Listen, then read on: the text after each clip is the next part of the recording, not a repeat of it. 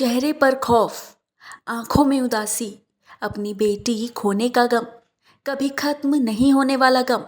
ये तस्वीरें सपा की पोल खोल रही है। सपा और अखिलेश यादव की मानसिकता की पोल खोल रही है।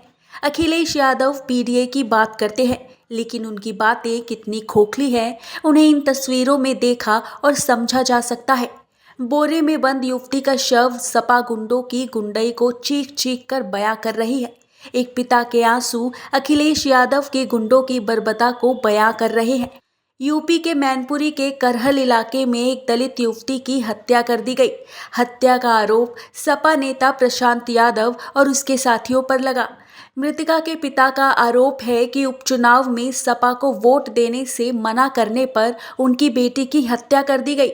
पीड़ित पिता का कहना है कि सपा नेता प्रशांत यादव ने जब हमसे साइकिल को वोट देने को कहा तो हमने मना कर दिया और खुद को बीजेपी समर्थक बताया।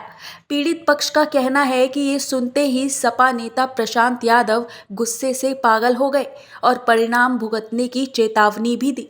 तो वहीं शिकायत मिलने पर पुलिस ने तुरंत एक्शन लिया और आरोपी को गिरफ्तार कर लिया।